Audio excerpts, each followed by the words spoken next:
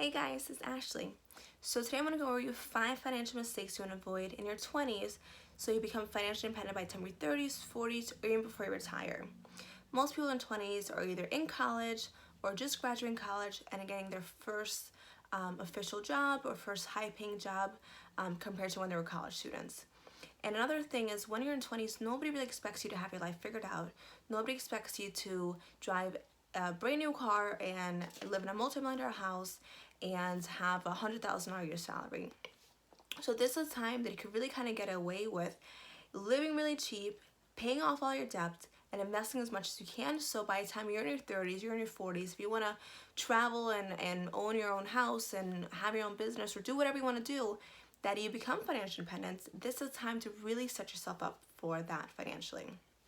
So the first thing you want to do is you want to avoid buying a brand new car or having a really high car payments, monthly car payments. In the United States, 2018, the average car payment loan was $530 per month, and the average used car loan was about $380 per month. And now these loan terms can go anywhere from 72 months even up to 84 months. Now, if that same person had taken that $532 per month and they have saved it up, and after 72 months, that's $38,000. If they have put that money into a Roth IRA and they invested into the S&P 500, which on average has an 8% return, if they left $38,000 in there and they never added any more money and they left it there for 30 years, that money will grow into $274,000 after 30 years. So imagine just putting $38,000, never seeing it, never touching it, don't do anything with it, and after 30 years you have over $250,000. So another thing is, like, when you're buying a new car, you want to think about this. Like, is this car worth $250,000 for me? That's one thing you want to, factor into. Now, the next thing you want to avoid is you want to avoid getting expensive apartments or having a really high cost of living for where you stay.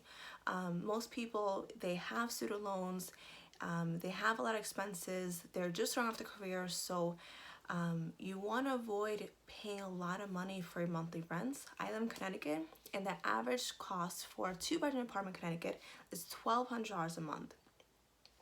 Now that doesn't include utilities, water, food, any insurance, or your $500 car payment that you have to pay a month.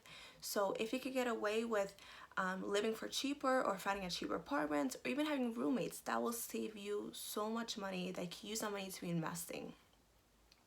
The third thing is taking out too much student loans or not going to community college. So the average student loan debt in the United States is about $28,000. The average college graduate $28,000.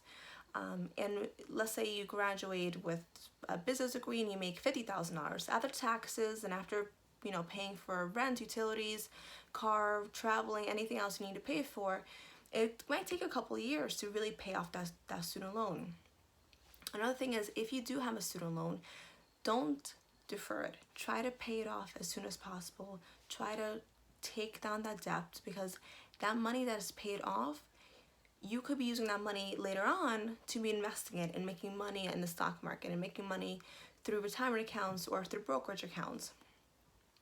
Another thing with student loans is that you could try to go to community college. So a lot of people that I see that make mistakes when they go to college is that they'll apply for 4-year school, and the first year of college is really a repeat of your last year of high school. So if you could go to community college for 2 years, and most colleges will actually transfer credits from community college, you can finish up your last 2 years at a big university instead of spending a lot of money in an expensive dorm and paying for these expensive classes. That really, the first year is really your last year of high school. So like I said, the average student loan that people graduate with is $28,000. I live in Connecticut, and in Connecticut it is $38,000 because Connecticut is much more expensive. What I did is, I'm a registered nurse, so I went to community college and I got my RN degree from Naugatuck Valley Community College, and then when I graduated, I went back online and I got my bachelor's degree in nursing. With that, I graduated no student loans, 24 years old, no student loans, and I have my own house and I own another property and my car is paid off for. So I feel like if I didn't go to community college and I didn't have, and I was able to not have student loans, I wouldn't be able to be in this good financial situation that I am now. The next thing that the financial mistake that you want to avoid is not investing soon enough. I see so many friends that are in their 20s and I try to tell them, hey, you guys are young, you really don't have that many expenses, try to put $200 a month into a brokerage account or investment account or a Roth IRA.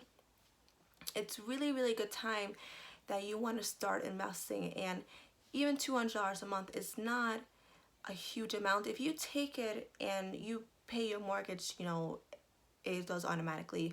You pay your rent automatically. You pay your car payment automatically. Uncle Sam takes their cut automatically. So don't make the mistake of not paying yourself first, because you don't know when you're going to have a rainy day and you don't know when you'll need that money. And not investing soon enough will hurt you financially because of compound interest.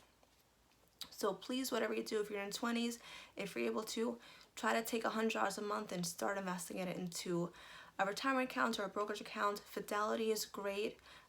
Vanguard is great. Those are two places that I have my money invested. So those are good two places that you should look into.